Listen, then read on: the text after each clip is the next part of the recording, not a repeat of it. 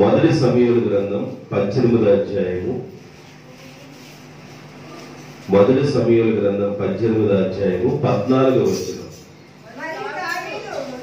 మరియు దావీదు సమస్త విషయములలో సుబుద్ధి కలిగి ప్రవర్తింపగా యెహోవా అతనికి తోడుగా ఉండెను. దావీదు మిగుల సుబుద్ధి గలవాడై ప్రవర్తించుట సౌలు చూసి మరి అధికముగా అతనికి భయపడెను. చాలు. దావీదు సమస్త విషయముల్లో సుబుద్ధి కలిగి ప్రవర్తింపగా యెహోవా అతనికి తోడై ఉండెను. దేవుడు ఒక మనిషికి ఎప్పుడు తోడుగా ఉంటాడు? దేవుడు ఒక మనిషికి ఎప్పుడు తోడుగా ఉంటాడు? దేవుడు ఒక మనిషికి తోడుగా ఉంటే పేరు వస్తుంది. దేవుడు ఒక మనిషికి తోడుగా ఉంటే ఘనత వస్తుంది. దేవుడు ఒక మనిషికి తోడుగా ఉంటే హెచ్చించబడతారు. దేవుడు ఒక మనిషికి తోడుగా ఉంటే వర్ధిల్లుతారు. దేవుడు ఒక మనిషికి తోడుగా ఉంటే జయం వస్తుంది. చాలా విషయాలు మనం విన్నాం. దేవుడు ఒక మనిషికి తోడుగా ఎప్పుడు ఉంటాడంటే సుబుద్ధి కలిగి ఉండాలి. దేవునికి స్తోత్రం. ఏం కలిగి ఉండాలి? సుబుద్ధి. సుబుద్ధి అంటే మంచి బుద్ధి అని అర్థం. ఒక మనిషి మంచి బుద్ధి కలిగి ఉంటే ఆ మనిషి వర్ధిల్లుతాడు. ఒక మనిషి సుబుద్ధి కలిగి ఉండాలి. దేవుడు తోడుగా ఉండాలి అని అంటే ఒక మనిషి సుబుద్ధి కలిగి ఉండాలి అన్ని విషయాలలో. దావీదు భక్తుడికి సౌలు గారు చెప్పే ప్రతి పనిలో చాలా జాగ్రత్తగా వినేవాడు. సౌలు రాజు దావీదుకి ఏదైనా పని అప్పగిస్తే ఆ పని చేసే విషయంలో ఏదైతే చెప్పాడో అది నమ్మకంగా చేస్తా ఉండేవాడంట దావీదు. సమూయేలు గ్రంథంలోనే రాయబడి ఉంది. 18వ అధ్యాయము 5వ వచనంలో రాయబడి ఉంది. దావీదు సౌలు రాజు దావీదును పంపిన చోటకెల్లా పోయి సుబుద్ధి కలిగి పని చేసుకొని వస్తూ ఉన్నాడు గనుక సౌలు రాజు యొక్క సైన్యం మీద అతనిని నియమించెను.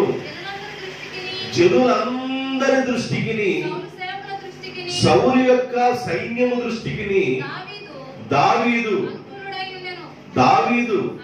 అనుకూలుడై ఉండెను. దేవునికి స్తోత్రం. హల్లెలూయా.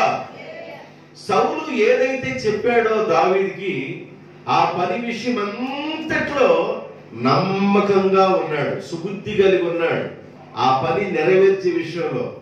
దేవుని బిడ్డలారా, ఒక రాజుగా ఉన్న సౌలు దావీదుకి ఏ పని అయితే అప్పగించాడో ఆ పనిలో దావీదు నమ్మకంగా ఉన్నాడు కనుక, అనుకూలంగా ఉన్నాడు కనుక తన దగ్గర ఉన్న సైన్యం మీద దేవుడు ఏం చేశాడంటే దావీదుని హెచ్చించాడు. దేవునికి స్తోత్రం.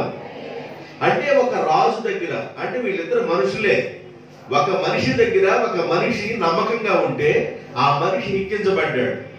అయితే దేవుని దగ్గర ఒక మనిషి సుబుద్ధి కలిగి ఉంటే ఆ మనిషి దేవుడు ఏం చేస్తాడు?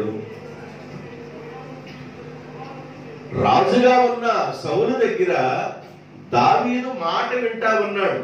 సౌలు ఏం చెప్పాడో ఆ మాట వింటూ ఉంటేనే ఆ నమ్మకత్వాన్ని బట్టి దావీదుని దేవుడు తన సైన్యం మీద, సౌలు రాజుగా ఉన్న తన సైన్యం మీద హెచ్చించి ఒక మంచి ఘనతనిచ్చాడు దేవుడు. అసలు దేవుని విషయంలోనే మనం దేవుడు చెప్పే మాటలు విని మనం మంచి బుద్ధి కలిగి ఉంటే దేవుడు మనల్ని ఏం చేస్తాడంటే అలాగే ఉంచడు, మనల్ని కూడా దేవుడు ఒక ఉన్నతమైన స్థానానికి తీసుకుని వెళతాడు. దేవునికి స్తోత్రం. దేవుడు ఒక మనిషికి ఎప్పుడు తోడుగా ఉంటాడు? దేవుడు ఒక మనిషికి తోడుగా ఉంటే ఏం జరిగిందో చాలా మాటలు మనం విన్నాం. దేవుడు ఒక మనిషికి తోడుగా ఎప్పుడు ఉంటాడంటే ఆ మనిషి సుబుద్ధి కలిగి ఉండాలి. ఏం కలిగి ఉండాలి? సుబుద్ధి కలిగి ఉండాలి. మంచి బుద్ధి కలిగి ఉండాలి. ఈ సుబుద్ధి కలిగి ఉండటం వల్ల అనుకూలుడయ్యాడు. రెండోది, సౌలు యొక్క సేవకుల మీద, సైన్యం మీద ఆయన గొప్పవాడుగా మార్చబడ్డాడు. రెండో విషయం చెప్తాను. 18వ అధ్యాయంలోనే, మొదటి సమూయేలు గ్రంథం 18వ అధ్యాయము 30వ వచనం, ఫిలిష్తీయుల సర్దారులు యుద్ధమునకు బయలుదేరుచు వచ్చిరి.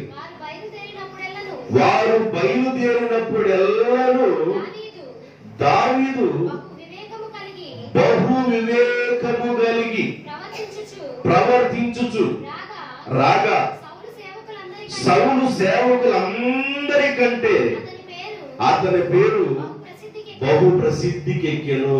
దేవునికి స్తోత్రం. అంటే ఫిలిష్తీయుల యొక్క సర్దార్ యుద్ధానికి బయలుదేరినప్పుడల్లా దావీదు ఎలాగున్నాడంటే వివేకము కలిగి ప్రవర్తిస్తున్నాడు. మంచి బుద్ధి కలిగిన వాడు కాబట్టి వివేకం కలిగి ప్రవర్తిస్తున్నాడు కనుక అతనికి ఏమొచ్చిందంటే తన వివేకం వల్ల అక్కడ మంచి పేరు, ఆయన ప్రసిద్ధికి ఎక్కింది అని విషయం రాయబడి ఉంది. కాబట్టి ఒక మనిషికి దేవుడు తోడుగా ఎప్పుడు ఉంటాడంటే బుద్ధి కారణాలు మంచిగా ఉండాలి. దేవునికి స్తోత్రం. బుద్ధి కారణాలు మంచిగా ఉండాలి. సుబుద్ధి, ఒకరిని ఒక చూపుతోనూ మరొకరిని ఒక చూపుతో చూడటం కాకుండా సుబుద్ధి కలిగి ఉండాలి. బుద్ధి మంచిగా ఉండాలి. అలా ఉన్నప్పుడు దేవుడు ఆ బిడ్డల్ని ఆశీర్వదిస్తాడనే భాగాలు బైబిల్లో మనకి స్పష్టమవుతా ఉన్నాయి. సుబుద్ధి వలన ఎలాంటి ఆశీర్వాదాలు వస్తాయో కూడా చెప్తాను. సామెతల గ్రంథం 19వ అధ్యాయం 11వ వచనం, 13వ అధ్యాయం 15వ వచనం. ఒకరి సుబుద్ధి వారికి దీర్ఘశాంతమునిచ్చును. అందరూ చెప్పండి, ఒకరి సుబుద్ధి వారికి దీర్ఘశాంతమును ఇచ్చును. సుబుద్ధి అంటే ఏంది? చెప్పిన మాట వింటాం. చెప్పిన మాట వింటాం. ఒక రాజు చెప్పిన మాట దావీదు విన్నాడు కనుక సైన్యం మీద గొప్పవాడయ్యాడు, పేరు ప్రతిష్టలు వచ్చింది. దేవుడు చెప్పిన మాటను వింటే దేవుడు కూడా నీకు ఇచ్చేస్తాడు. దేవునికి స్తోత్రం. దేవుడు చెప్పిన మాట ఎవరైతే వింటారో, చెప్పిన మాట వినేవాడిని మంచి బుద్ధి కలిగిన వారు అంటారు. చెప్పిన మాట వినేవాళ్ళు మంచి బుద్ధి కలిగిన వారు అంటారు. చెప్పిన మాట వినేవాళ్ళ గురించి బైబిల్ ఏర్పడిందంటే వారికి దీర్ఘశాంతము గలవారు అవుదురు. సుబుద్ధి కలిగిన వారు దీర్ఘశాంతము కలిగిన వారు అవుదురు. అదే సామెతల గ్రంథంలో ఏం రాయబడిందంటే 13:15లో సుబుద్ధి దయను సంపాదించును. సుబుద్ధి ఏం సంపాదించిందంట? దయను సంపాదించును. అంటే బుద్ధి కారణాలు బాగా ఉంటే, మన బుద్ధి కారణాలు మంచిగా ఉంటే మన మీద మనుషుల దయ వచ్చింది, దేవుని దయ వచ్చింది. దేవునికి స్తోత్రం. బుద్ధి కారణాలు ఎన్నిసార్లు మాట్లాడినా బైబిల్లో బుద్ధి కలిగిన కన్నికలు, బుద్ధి లేని కన్నికలు అని 2 సెక్షన్లుగా విభజించబడ్డాయి. 5 బుద్ధి కలిగిన వారు, 5 బుద్ధి లేని వారుగా కనబడతా ఉన్నారు. వీళ్ళకి 7 సంగోల వండగానే ప్రిపరేషన్ ఎట్లా ఉందంటే, ఇదిగో జాగ్రత్తగా వినండి, పెండ్లి కుమారుడు వచ్చే సమయానికి అందరూ నూనెతో నింపబడి ఉండాలి అన్నాడు. పెండ్లి కుమారుడు వచ్చే సమయానికి ప్రతి ఒక్కరు నూనెతో నింపబడి ఉండాలి.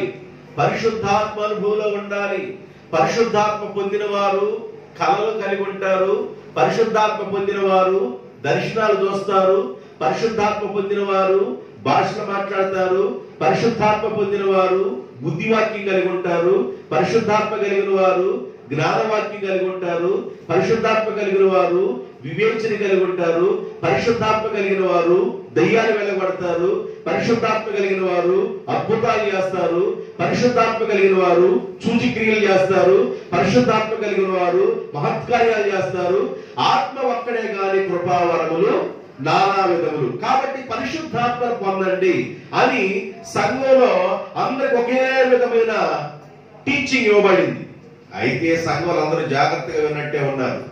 అయితే ఈ 10 మందిలో 5 మాత్రమే నూనె కలిగి ఉన్నారు. 5 నూనె లేని వారుగా ఉన్నారు. వాళ్ళ గురించి బైబిల్ ఏం చెప్పిందంటే 25వ అధ్యాయంలో మత్తయి సువార్త 3వ వచనం, మత్తయి సువార్త 25వ అధ్యాయం 3వ వచనం. ఒకడు చదవండి. బుద్ధి లేని వారు తమ దివిటీలను పట్టుకొని తమతో కూడా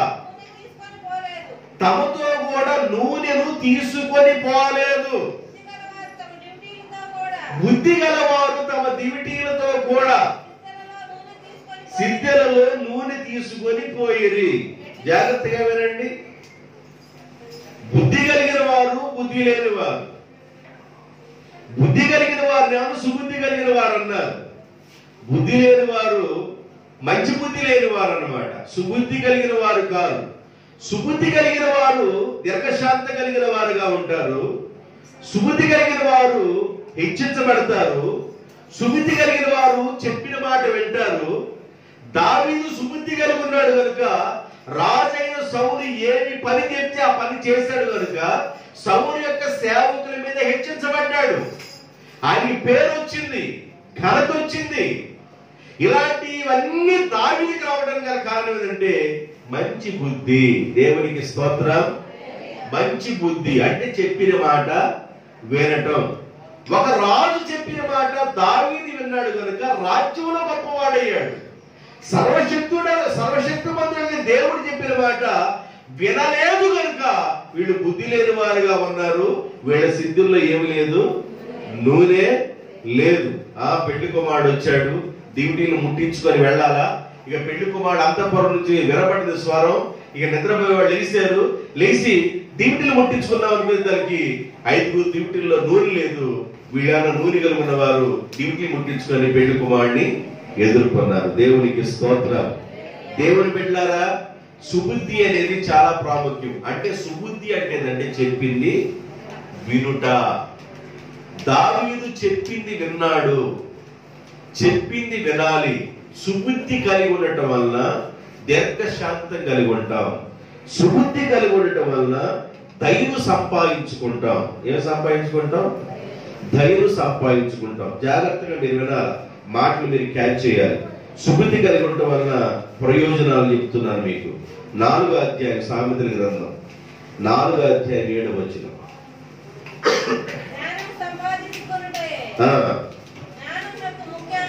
జ్ఞానమును సంపాదించుకొనుట జ్ఞానములకు ముఖ్యాంశము. నీ సంపాదనంతయు ఇచ్చి బుద్ధిని సంపాదించుకొనుము. నీ సంపాదనంతయు ఇచ్చి బుద్ధిని సంపాదించుకొనుము. సంపద అంతా ఉంది, మనిషికి ఏమి లేదు, బుద్ధి లేదు. దానివల్ల ప్రయోజనం ఏముంది? నా ప్రాణమా, తినుము, త్రాగుము, సుఖించుము. పాత కొట్లు పడగొట్టి కొత్త కొట్లు కట్టించి దానిలో ధాన్యమంతా నింపి ఈ సంవత్సరం భయంకరంగా పంట పండింది. నువ్వు బ్రతుకు దినములన్నిట సరిపోయినంత పంట వచ్చేసింది కనుక నా ప్రాణమా ఇక తిను, త్రాగు, సుఖించు అన్నాడు. దానివల్ల ప్రయోజనం ఏముందా? ఆ రాత్రి దేవుడు అన్నాడు, నీ ప్రాణము నేను అడుగుతున్నాను, నీ ప్రాణాన్ని అడుగుతున్నా. నువ్వు సంపాదించింది ఎవరిదవుతుంది? నీ ప్రాణాన్ని నేను అడుగుతున్నానని రాని పిలిచాడు దేవుడు. అందుకని నీకు భూమి మీద ఉండగానే నీ సంపాదన అంతయు ఇచ్చి బుద్ధిని సంపాదించుకొనుము. దేవునికి స్తోత్రం. హల్లెలూయా. బుద్ధి ధైర్యం తీసుకొచ్చింది, సుబుద్ధి దీర్ఘశాంతం తీసుకొచ్చింది. మీకు ఒక ఎగ్జాంపుల్ చెప్తాను. నాబాలు గొర్రెలు అడవిలో ఉన్నప్పుడు దావీదు గారి యొక్క సైన్యం నాబాలు గొర్రెలు కాపాడాడు. కొద్ది కాలం పోయిన తర్వాత ఆ గొర్రెలు తోలుకొని నాబాలు వెళ్ళిపోయాడు తన ఇంటికి. దావీదు మహానాయములో ఆ ప్రాంతంలో ఉండగా దావీదు దగ్గర ఉన్న సైన్యంలో ఉన్న ఇద్దరు పంపించి నాబాలు యొక్క గొర్రెల్ని అడవిలో ఉండగా ఏ సింహాలు నోట పడకుండా మన సైన్యమే కాపాడారు కనుక మనం ఆహారం కొరకు ఏదైనా తన దగ్గర నుండి మీరు తీసుకురండి అని ఇద్దరు పంపిస్తే అప్పటికి నాబాలు ఇంటి దగ్గర బాగా మందు దాగి ఉన్నాడు, బిర్రుగా మందు దాగి ఉన్నాడు. దావీదు భక్తుల దగ్గర నుండి వెళ్ళిన సేవకులుగా ఉన్నవారు, సైనికులుగా ఉన్నవారు అన్నారు, అయ్యా అడవిలో ఉండగా మీ గొర్రెలు కాసాం కదా, సింహాల నోటి పడకుండా మీ గొర్రెలు కాపాడారు కదా, దావీదు రాజు గారు ఆహారం కొరకైనా మిమ్మల్ని పంపించమని కోరారు అని అంటే ఎవరు దావీదు అనల్లా. ఎవడు దావీదు అన్నాడు, యెషయా కుమారుడయ్యా. ఎవడు యెషయా అన్నాడు. ఇష్టానుసారంగా నోటికి ఇష్టం వచ్చినట్లుగా మాట్లాడాడు. ఎందుకంటే ఆ తాగిన తిమ్మిరిలో ఎవరు ఏ మాట మాట్లాడాలో తెలియకుండా ఇష్టానుసారంగా మాట్లాడాడు. వాడి మనసు బాధపరుచుకొని వెళ్ళిపోయి ఈ వర్తమానాన్ని దావీదుకి చెప్పారు. దావీదు చాలా కోపం కలిగిన వాడై నాబాలుకి భూమి మీద బ్రతకడం ఇక అనవసరం, ఇక లోకల కూడా ఉండటం అనవసరం, మెడగా మీద తలక ఈ రోజు ఖచ్చితంగా తీసేస్తానని దావీదు బయలుదేరి వస్తా ఉండగా ఈ వర్తమానం నాబాలు భార్య అయిన అబీగయిలుకి తెలిసింది. నాబాలు భార్య అయిన అబీగయిలుకి తెలిసింది. ఈయన తాగి మూర్ఖంగా మాట్లాడాడు. ఒక రాజుని, అభిషేకం కలిగిన ఒక రాజుని మూర్ఖంగా మాట్లాడాడు. కాబట్టి ఈ విషయం తెలుసుకున్న అబీగయిలు వెంటనే ఆయన కావలసిన ఆహార పదార్థాలు ఎవరిని తీసుకొని దావీదుకి ఎదురుగా వెళ్ళి, నా ఏలినవాడా, ఈ దోషము నాది అని ఎంచుకో. అయ్యా, నా భర్త దాన్ని నువ్వు ఎంచావనుకో, ఈ రోజున నా కాలు కొట్టిపోయింది నాయన. ఈ దోషం నాదని ఒకవేళ నా భర్త దాన్ని ఎంచావనుకో, నేను భర్త లేనివాడుగా అయిపోతానయ్యా. నన్ను జ్ఞాపకం చేసుకొని నాదని ఎంచని క్షమాపణ కోరుతా ఉంది. అందుకని ఆ విషయంలో ఒక మంచి మాట రాశారు దేవుడు. మొదటి సమూయేలు గ్రంథం 25వ అధ్యాయం 23వ వచనం. అబీగయిలు దావీదును కనుగొని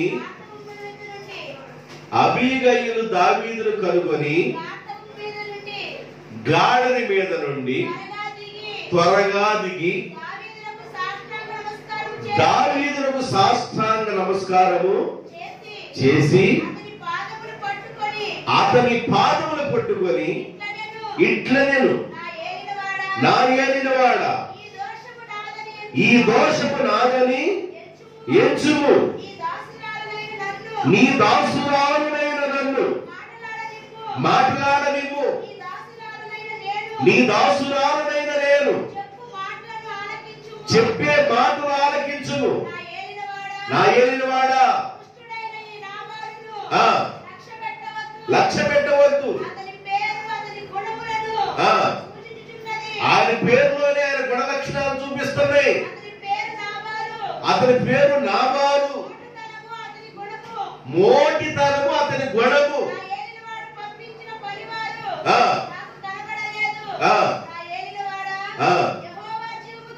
యెహోవా జీవముతోడు, నీ జీవముతోడు, ప్రాణహాని చేయకుండా యెహోవా నిన్ను ఆపి ఉన్నాడు.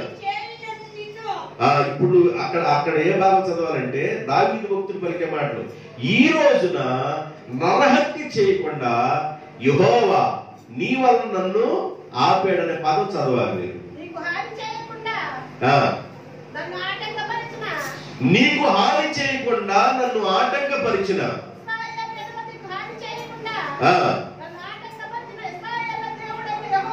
ఇశ్రాయేలు దేవుడని యెహోవా జీవముతోడు.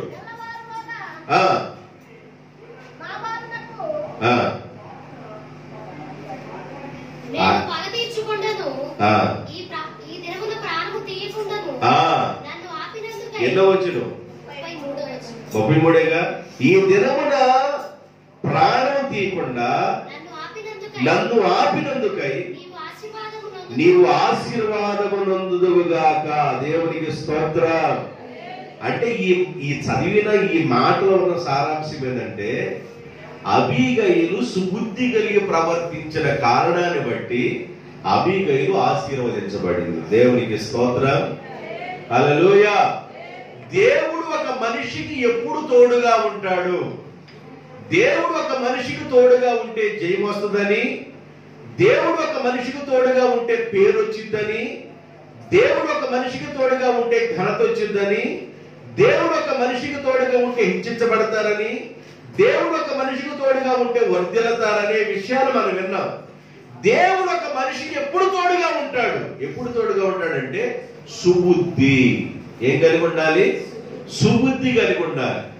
ఈమె అంటది ఈమె యొక్క సుబుద్ధిని బట్టి ఈ రోజున హత్య చేయకుండా దేవుడే నన్ను ఆపాడు. దేవునికి స్తోత్రం. అమ్మా, యెహోవా చేత నువ్వు ఆశీర్వాదం పొందుదుగాకని వెనక్కి తిరిగి వెళ్ళిపోయాడు. ఆమె మంచి బుద్ధి ప్రాణహాని చేయకుండా, దావీదు ప్రాణహాని చేయకుండా దావీదు తిరిగి వెళ్ళిపోయాడు. బుద్ధి లేకపోవటం వలన, చెప్పిన మాట వినకపోవటం వలన దివిటీలో ఏం లేదు, దివిటీల్లో నూనె లేదు. కాబట్టి బుద్ధి ఏం చేస్తుందంటే ఒక మనిషి యొక్క లైఫ్ ని టర్న్ చేస్తుంది. బైబిల్ యూతున్నాను చూడండి. అతడు బుద్ధి వచ్చిన తర్వాత తన తండ్రి ఇంటికి తిరిగి వచ్చుచుండెను. అతడు బుద్ధి లేనప్పుడు తన తండ్రి ఇంటిని విడిచి వెళ్ళాను. ఇద్దరు కుమారులు ఉన్నారు. ఇటు చూడండి అమ్మా, ఇటు చూడండి. ఇద్దరు కుమారులు ఉన్నారు. ఈ ఇద్దరు కుమారుల యొక్క పరిస్థితి ఎలా ఉందంటే, వాళ్ళు చిన్నవాడు చాలా గడుసోడు అన్నమాట, చాలా గడుసుగా ఉండేవాడు. పెద్దోళ్ళు కాస్త మెతగ్గా ఉంటారు, చిన్నోళ్ళు చాలా యాక్టివ్గా ఉంటారు, గడుసుగా ఉంటారు. సహజంగా ఏ కుటుంబంలోనే అంతే ఉంటారు. పెద్దోళ్ళు స్వభావం కొంచెం అమాయకంగాను అల్లరి లేనట్టుగా ఉంటారు. చిన్నోళ్ళు చాలా గడుసుగాను హుషారుగా ఉంటారు. వీడు మామూలుడు కాదు, చిన్నోడు. వీడు ఏం చేశాడంటే, డాడీ అన్నాడు. ఏందిరా అన్నాడు. నా ఆస్తి ఎంత రావాలన్నాడు. నీ ఆస్తి రావడం ఎదురా అన్నాడు. వీడేదో సంపాదించినట్టు నా ఆస్తి నాకు ఇచ్చేయి అన్నాడు. ఏం చేసుకుంటారు అన్నాడు. వ్యాపారం చేస్తాను అన్నాడు. అబ్బో వీడు బిజినెస్ మ్యాన్ అయిపోయాడు అనుకొని, సరేరా జాగ్రత్త అని ఆడు పీడించే కొంది ఏడ్చే కొంది ఇచ్చేసాడు.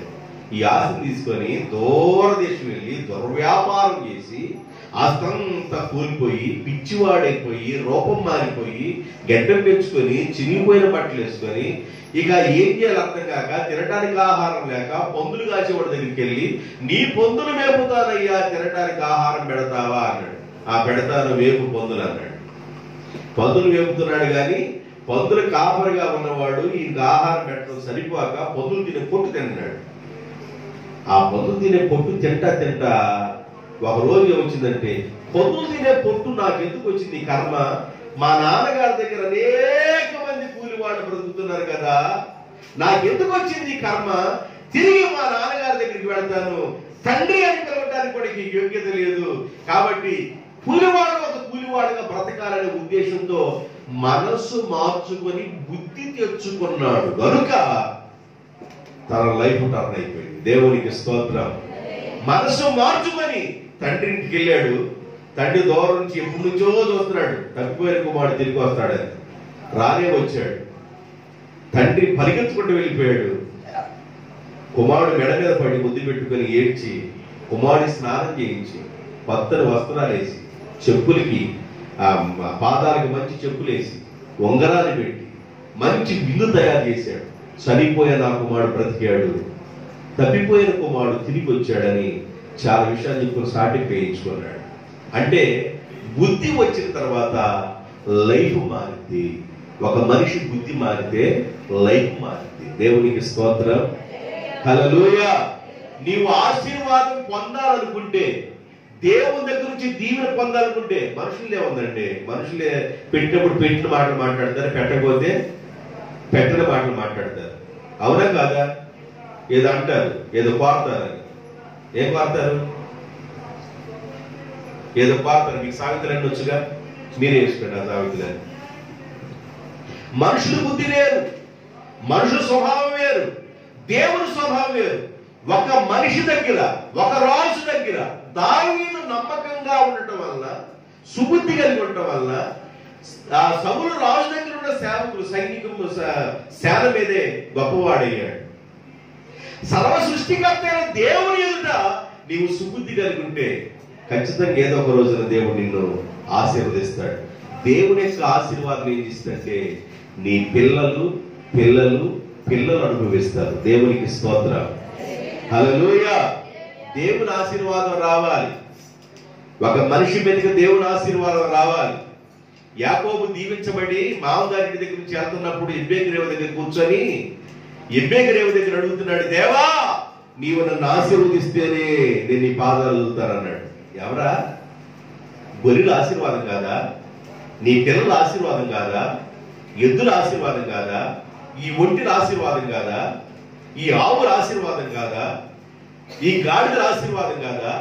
ఎంత సంపద నీది, అన్ని ఆశీర్వాదం కాదంటే ఇది కాదు, నీవు నన్ను ఆశీర్వదించు. దేవుడు ఒక మనిషిని ఆశీర్వదిస్తే వారి పిల్లల పిల్లల పిల్లలు ఆశీర్వదించబడుతూనే ఉంటారు. దేవునికి స్తోత్రం, హల్లెలూయా. దేవుడు ఒక మనిషిని ఎప్పుడు పట్టించుకుంటాడు? సుబుద్ధి కలిగి ఉండటం వలన ఆశీర్వాదం పొందుతాము. మొదటి విషయం చెప్తారు, ఒక మనిషికి దేవుడు తోడుగా ఎప్పుడు ఉంటాడంటే సుబుద్ధి కలిగి ఉండాలి. ఏం కలిగి ఉండాలంటే సుబుద్ధి, మంచి బుద్ధి. ఎవరి ఎదుట? దేవుడు ఎదుట. దేవుడు నన్ను చూస్తున్నాడు, నన్ను చూస్తున్న దేవుడు అనే ఎక్కడైనా నువ్వు భయం కలిగి ఉంటే ఖచ్చితంగా నువ్వు దీవించబడతావు, నీ కుటుంబం దీవించబడింది, నీ పిల్లలు దీవించబడతారు. దేవుడు కాదు నన్ను చూస్తుంది, ఆయన కళ్ళు మూసుకుని ఎప్పుడో కూర్చున్నాడు, మనుషులు చూడకుండా నేను ప్రవర్తించాలి కదా అనుకున్నావు అనుకో, నువ్వు ఎప్పుడైనా డేంజర్లో పడతావు. కాబట్టి నన్ను చూస్తున్నది దేవుడు, చూసే దేవుడి ఎదుట నేను నమ్మకంగా బ్రతకాలనే ఆలోచిస్తూ నువ్వు బ్రతికితే నీ పిల్లల మీదకి ఆశీర్వాదం వచ్చింది. మొదటిది ఒక విషయం చెప్పాను, దేవుడు ఒక మనిషికి ఎప్పుడు తోడుగా ఉంటాడు? సుబుద్ధి కలిగి ఉంటే. రెండో సమూయేలు గ్రంథం 7వ అధ్యాయము 8-9 వచ్చిన, కాబట్టి నీవు నా సేవకుడైన దావీదుతో ఇలాగు చెప్పుము,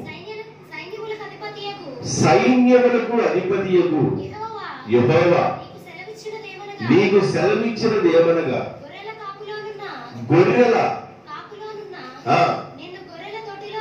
గొర్రెల దొడ్డిలో నుండి తీసి ఇశ్రాయేలీయులను నా జనముల మీద అధిపతిగా నియమించితిని. నీవు పోయే చోటలను నీకు తోడుగా ఉండి నీ శత్రువులందరినీ నీ ఎదుట నిలవకుండా నిర్మూలము చేసి లోకములోని గనులైన వారికి కలుగు పేరు నీకు కలుగజేసి ఉన్నాను. నేను నీకు తోడుగా ఉండి గొర్రెల కాపరిగా ఉన్న నిన్ను, గొర్రెల దొడ్డిలో ఉన్న నిన్ను, నీ శత్రులందరినీ హతమార్చి లోకంలో గనులైన వారికి కలిగిన పేరు. ఈ కనబడే బైబిల్లో మీకేం కనబడింది అంటే పేరు అని కనబడింది. పాత వచ్చుంది, పాత ప్రింట్ ఉంది, దానిలో కీర్తి అని రాయబడింది. దేవునికి స్తోత్రం. ఏం రాయబడింది? కీర్తి. పాత వచ్చు అనగానే ఈ బైబిల్లో చూడబాకండి, పెద్దచ్చు బైబిల్ ఉంటుంది, ఎంత బాగుంటుంది. ఆ పెద్దచ్చు బైబిల్లో కీర్తి అని రాయబడి ఉంది. నేను ఈ బైబిల్ వేసుకుని కూర్చోను, అన్ని బైబిల్ వేసుకుని కూర్చోలేదు. కాబట్టి ఆ బైబిల్లో నేను కీర్తి అని ఉంది, ఇక్కడ ఏమైనా పేరు అని ఉంది. దావీదుకు దేవుడు తోడుగా ఉండి గొర్రెల దొడ్డులో నుండి దేవుడు తీసుకొచ్చి ఘనులైన వారికి కలిగిన పేరు నీకు కలుగు చేసేదను. ఘనులైన వారికి కలిగిన పేరు నేను నీకు కలుగు చేస్తాను అన్నాడు. దేవుడు తోడుగా ఉంటే ఘనత వస్తుంది. దేవుడు తోడుగా ఉంటే ఘనత వస్తుంది. దేవుడు తోడుగా ఉంటే పేరు వస్తుంది. దేవుడు ఎప్పుడు తోడుగా ఉంటాడు? సుబుద్ధి కలిగి ఉంటే. దేవునికి స్తోత్రం, హల్లెలూయా. దేవుడు తోడుగా ఉన్నాడు కనుక దావీదుకి ఘనత, కీర్తి, పేరు దేవుడు ఇచ్చినట్లుగా మనం చూడగలుగుతున్నాం. మీకు ఒక ఎగ్జాంపుల్ చెప్పాలనుకుంటున్నాను. ఎస్తేరు కాలంలో వాళ్ళ బాబాయ్ మొద్దుకై ఉన్నాడు. అహష్వేరోషు రాజు పాలనా కాలం. హిందూ దేశం మొదలుకొని కూషు దేశం వరకు పరిపాలన చేస్తున్నాడు. హిందూ దేశం మొదలుకొని కూషు దేశం వరకు 127 సంస్థానంలో పరిపాలన జరుగుతుంది. అహష్వేరోషు రాజు గారు పరిపాలన చేస్తున్నాడు. ఈ రాజుగారిని చంపాలని ప్రయత్నం చేసిన వారిని, వారు మాట్లాడుకునే మాటల్ని రాజుగారికి తెలియపరిచారు మొర్దెకై. నిజమే, రాజుగారికి ఏదో హాని తలపెట్టాలనుకున్నారు, వాళ్ళ పట్టి బంధించారు. అప్పుడు మొర్దెకైకి ఏమి ప్రైజ్ ఏమి ఇవ్వాల. రాజుగారి యొక్క ప్రాణాన్ని కాపాడిన మొర్దెకైకి ఏమి ఇవ్వాల. కొంతకాలం అయిపోయిన తర్వాత రాజుగారి దగ్గర పనిచేస్తున్న హామాను ఎలాంటి వాడంటే అందరి మీద హెచ్చించుకునేవాడు. అందరు నమస్కారం చేయాలి. రాజుగారికి నమస్కారం చేశారని చెప్పిపోయినా రాజుగారు ఏమనుకోరు, హామానికి మాత్రం నమస్కారం చేయాలి. మొర్దెకై మాత్రం నమస్కారం చేయట్లా.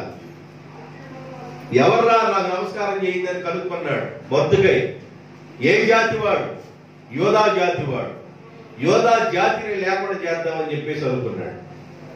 అంతలో ఈ రాజుగారు ఆలోచన కలిగి తన గ్రంథాన్ని తెప్పించి చదువుతున్నప్పుడు, రాజు యొక్క ప్రాణాన్ని కాపాడాడు కనుక ఫలానా ఆయన మొర్దెకై ఆయన రాజు ప్రాణాన్ని కాపాడాడు, మరి తనకి ఏమి ఇచ్చినట్లుగా, ప్రైజ్ ఏమి ఇచ్చినట్లుగా ఆ గ్రంథంలో రాయబడ్డా. అప్పుడు వెంటనే హామాను పిలిపించి, హామాను, రాజుగారు ఘనపరచువారు. ఒక రాజు ఒక మనిషిని కనపరిస్తే ఎలా ఉండాలి, ఏ కోణంలో కనపరిస్తే రాజుగారి ఘనత వచ్చింది, ఈ విధంగా కనపరిచాడండి అని అంటారు. ఆహా, నన్నే కదా రాజుగారు కనపరచబోతుంది అనుకొని, రాజా నీ కిరీటాన్ని నేను ఎత్తిమే పెట్టాలా, నీ వస్త్రాలు తొడిగించాలా, నీ గుర్రాన్ని ఎక్కించాలా, ఆ గుర్రం ముందు రాజుగారు కనపరిచే ఒక మనిషి ఎలాగుంటాడో అని సాటి పేస్తా ఒక మనిషి ముందు వెళ్తుంటే ఆ మనిషి గుర్రం మీద కూర్చొని వెళ్తా ఉండాలి రాజా, అంతకంటే ఘనతే ఉందన్నాడు. మళ్ళీ చెప్పేవాయా హామాను, అయితే నువ్వేం చేస్తావంటే మొర్దెకైని అలా ఊరేగించు అన్నాడు. దేవునికి స్తోత్రం, హల్లెలూయా. దేవుడు తోడుగా ఉంటే ఒక మనిషిని దేవుడు ఘనపరిచి కీర్తినిస్తాడు. దేవుడు తోడుగా ఉంటే ఒక మనిషిని దేవుడు ఘనపరుస్తాడు. మొర్దెకైని దేవుడు ఘనపరిచాడు. ఎస్తేరు గ్రంథం 6వ అధ్యాయం, ఎస్తేరు గ్రంథం 6వ అధ్యాయం 6 నుండి 10 వచనాల్లో కనబడుతుంది. 6వ వచనం దగ్గర నుండి 10వ వచనం వరకు రాజు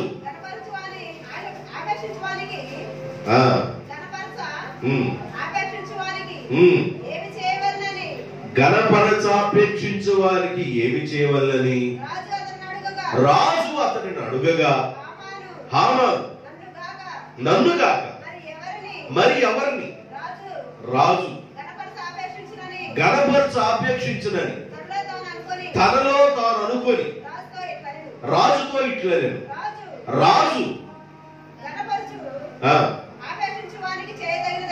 చేయదగినది ఏమనగా రాజు ధరించుకొను రాజవస్త్రాలు, రాజు ఎక్కే గుర్రము, రాజు తన తల మీద ఉంచుకునే కిరీటము ఒకటి తీసుకుని రాగా, గనులైన అధిపతుల్లో ఒకడు పట్టుకొని ఎలా ఉంటాడో అని ఊరేగించాలి అని చెప్పాడు. దేవునికి స్తోత్రం, హల్లెలూయా. అంటే ఒక మనిషికి దేవుడు తోడుగా ఉన్నప్పుడు మనుషుల్లో ఘనత వస్తుంది. ఘనత వచ్చింది, ఘనత కీర్తి వస్తుంది. ఘనత కీర్తి దేవుని వల్లనే వస్తుంది. కాబట్టి గుర్తుపెట్టుకోండి, మీకు 2 విషయాలు గుర్తు చేశాను. దేవుడు ఒక మనిషికి ఎప్పుడు తోడుగా ఉంటాడు అంటే సుబుద్ధి కలిగి ఉంటే. ఏం కలిగి ఉండాలి? ఒక మనిషి ఎదుట ఒక మనిషి సుబుద్ధి కలిగి ఉంటేనే, ఒక రాజు ఎదుట ఒక మనిషి సుబుద్ధి కలిగి ఉంటేనే ఆ రాజు దగ్గర ఉన్న సైన్యం మొత్తం మీద అధికారి అయ్యాడు. మంచి పేరు వచ్చింది. సుబుద్ధి ఉండటం వల్ల దయ వచ్చింది. సుబుద్ధి ఉండటం వల్ల దీర్ఘశాంతం వచ్చింది. సుబుద్ధి కలిగి ఉండటం వల్ల ఆశీర్వాదం వచ్చింది. అబీగైల్ ఆశీర్వదించబడేది. సుబుద్ధి కలిగి ఉండటం వల్ల మేలు ఎన్నో జరుగుతాయి. బుద్ధి లేకపోవటం వల్ల ఎన్నో ప్రమాదాలు ఉన్నాయి. సుబుద్ధి లేకపోవటం వల్ల కలిగిన నష్టాలు కూడా చెప్పాడు. దేవుడు ఒక మనిషికి తోడుగా ఎప్పుడు ఉంటాడు అంటే సుబుద్ధి అని చెప్పాడు. దేవుడు తోడుగా ఉంటే ఘనత వస్తుంది. దేవునికి స్తోత్రం. కీర్తి వచ్చింది. ఏమొచ్చింది? ఘనత, కీర్తి. లాస్ట్ మాట చదువుకొని మనం ముగించేసుకుందాం. 3వ మాట, మొదటి దినవృత్తాంతాల గ్రంథం 4:10. 4:10.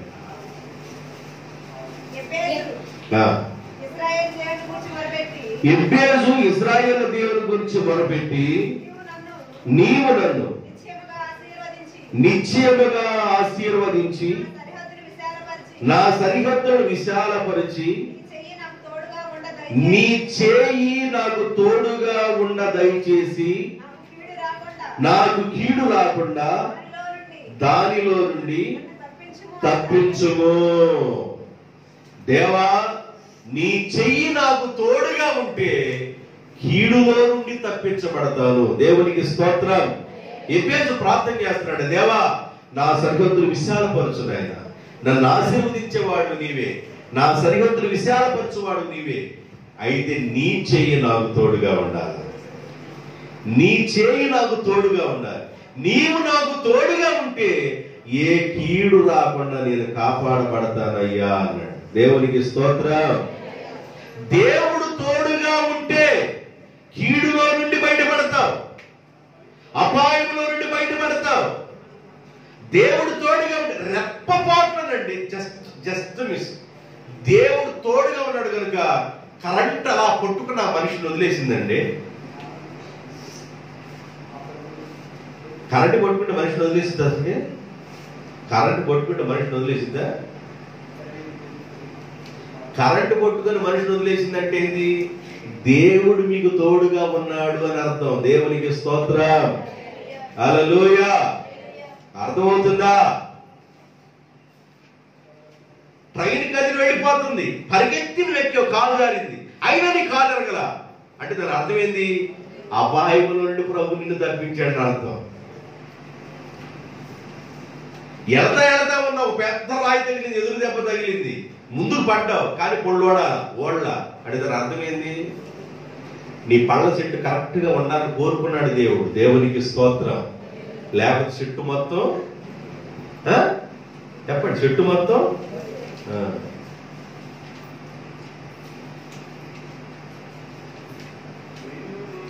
పన్ను ఒకటి తిరిగి ఇటు తిరిగి ఉందనుకో, ఎట్టంటే దేవారం. ఇప్పుడు పళ్ళ వరస కింద పడున్నాయి, అటు ఇటు తీసిందనుకో, ఎట్టుంటది? చూస్తాను బాగుంటుందా? తెలుసుకులు తీసుకెళ్ళామనుకో, బాగున్నారా, ఏం చదువుకున్నారా అందనుకో, కావాలి పరిస్థితి ఎట్టండి వారం ఎట్టండి. మన మధ్య ఒకటి పెళ్లి చూపులు తీసుకెళ్ళి ఒక అబ్బాయి ఏం మాట్లాడతలేదు ఏందన్న, అబ్బాయి మాట్లాడుకో, అబ్బాయికి యాక్సిడెంట్ అయిపోయి మొత్తం కదిలిపోయింది, ఇటు అన్ని లొత్తులేదు, తోరలే. ఏం మాట్లాడుతుంది? నువ్వేం మాట్లాడుకో, కాపుకుండా నీకు ఏం మాట్లాడు, చూస్తా ఉంటాడు. నేను బొమ్మ చూసినట్ట ఏం మాట్లాడు, బొమ్మ చూసినట్టు.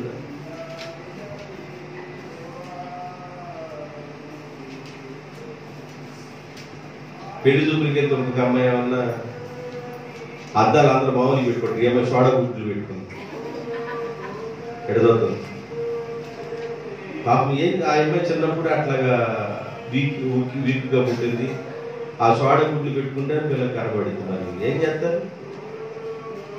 చూడండి, దేవుడు మనకి ఎంత ఆరోగ్యం ఇచ్చాడు. దేవుని స్తోత్రం చెప్పండి. సోడా గుడ్లు లేవు, తొర్రులు లేవు, ఎంత ఆరోగ్యం ఇచ్చాడు దేవుడు.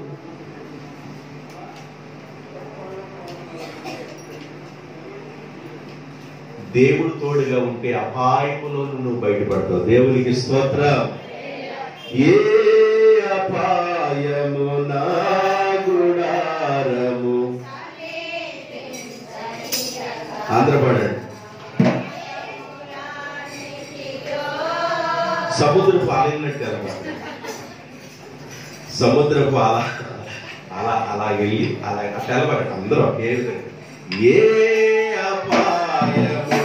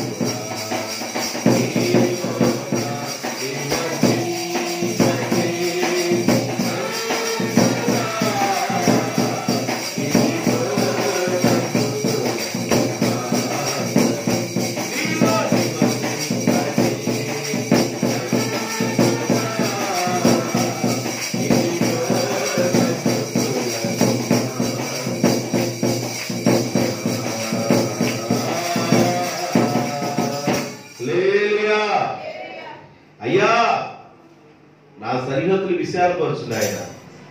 నీవు నన్ను ఆశీర్వదించయ్యా. నీ చేయగా నాకు తోడుకుంటే ఏ కీడు నాకు రాదయ్యా, ఏ కీడు నాకు రాదు.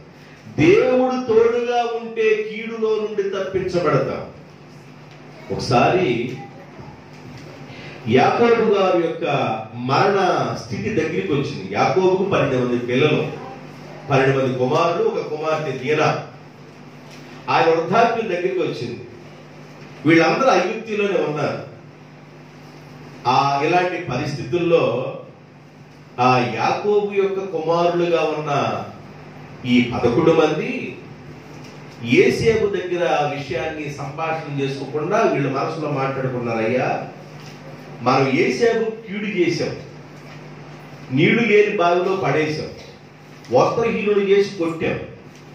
నాన్నగారు ఒకటో ఇటు అయిన తర్వాత మనల్ని ఖచ్చితంగా జైలు లేపిస్తాడు, మన కీడు చేస్తాడేమో, మనం చేసిన కీడుకి ప్రతి కీడు చేస్తాడేమోనని వాళ్ళలో వాళ్ళు సంభాషణ చేసుకుంటా ఉన్నారు. అప్పుడు యోసేపు విని 50వ అధ్యాయము ఆదికాండం 15-17 వచ్చిన యోసేపు సహోదరులు తమ తండ్రి మృతి పొందుట చూచి ఒకవేళ యోసేపు మన మీద పగబట్టి మనం అతనికి చేసిన కీడంతటిని చొప్పున మనకి నిశ్చయముగా కీడు జరిగించుననుకొని యోసేపునకు ఇలాగు వర్తమానం పంపిరి. నీ తండ్రి చావకమునుపు ఆజ్ఞాపించినదేమనగా మీ సహోదరులు నీకు కీడు చేసిన కనుక దయచేసి వారి అపరాధమును వారి పాపమును క్షమించమని అతనితో చెప్పుడెను. కాబట్టి దయచేసి నీ తండ్రి దేవుని దాసుల అపరాధము క్షమించమని వారు యోసేపుతో ఇలాగ మాట్లాడుచుండగా యోసేపు ఏడ్చెను. నేను మీ కీడు ఎందుకు చేస్తాను? మీరు దాని గురించి ఎంత చిల్లిగా ఆలోచిస్తున్నారేంటి?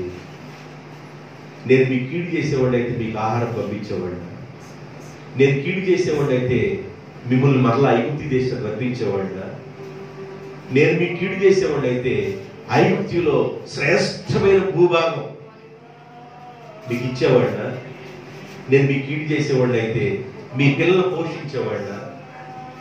నేను ఏ కీడు మీకు చేయను, నేను మీ కీడు చేయను. దేవుణ్ణి కలిగి ఉన్న యోసేపు యొక్క లక్షణం కీడు చేసినా కూడా కీడుకు ప్రతి కీడు చేయకుండా క్షమించే లక్షణం కలిగి ఉన్నాడు. దేవునికి స్తోత్రం, హల్లెలూయా. దేవాని హస్తము నాకు తోడుగా ఉండి ఏ కీడు నాకు రాకుండా నన్ను తప్పించయ్యా. నేను వాక్యాన్ని ముగింపులోకి తీసుకొచ్చాను. దేవుని బిడ్డ, దేవుడు తోడుగా ఉంటే ఒక మనిషికి జయం వస్తుంది, దేవుడు తోడుగా ఉంటే ఒక మనిషికి ఘనత వస్తుంది, దేవుడు తోడుగా ఉంటే ఒక మనిషికి కీర్తి వస్తుంది, దేవుడు తోడుగా ఉంటే ఒక మనిషికి పేరు వస్తుంది, దేవుడు తోడుగా ఉంటే ఒక మనిషిని దేవుడు వర్ధిల్ల చేస్తాడు. దేవుడు ఒక మనిషికి ఎప్పుడు తోడుగా ఉంటాడు? ఇది రెండో సెక్షన్. ఎప్పుడు తోడుగా ఉంటాడు? సుబుద్ధి కలిగి ఉండటం వల్ల దేవుడు ఆ మనిషికి తోడుగా ఉంటాడు. దేవుడు తోడుగా ఉన్నాడు కాబట్టి దేవుడు దావీదుని ఘనపరిచెను. దేవునికి స్తోత్రం. పేరును తొలగు చేశాను. దేవుడు తోడుగా ఉంటే కీడులో నుండి తప్పించబడతాడు. దేవుడు తోడుగా ఉంటే కీడులో నుండి తప్పించబడతాడు. నీ గుడారానికి అపాయము వాటిల్లో పగలు ఎండ దెబ్బైనను, రాత్రి వెన్నుల దెబ్బైనను, మధ్యాహ్నం పాడు చేసే రోగం. మధ్యాహ్నం ఏ రోగం పాడు చేసిందో నాకు తెలియదు, మధ్యాహ్నం ఏ రోగం వచ్చిందో నాకు తెలియదు, కానీ మధ్యాహ్నం పాడు చేసే రోగం కూడా ఈ గుడారము సమీపించదు. నీ గుడారానికి దేవుడు కాపురిగా ఉంటాడండి. నిన్ను కాపాడువాడు కొరకడు, నిద్రపోడు. ఇజ్రాయెల్ కాపాడువాడు కొరకడు, నిద్రపోడు. ఇది మొదలుకొని మీ రాకపోకల్లో దేవుడు మిమ్మల్ని కాపాడును గాక. దేవుడి మాటలు దీవించును గాక. తలలోంచండి, ప్రార్థన చేసుకుందాం.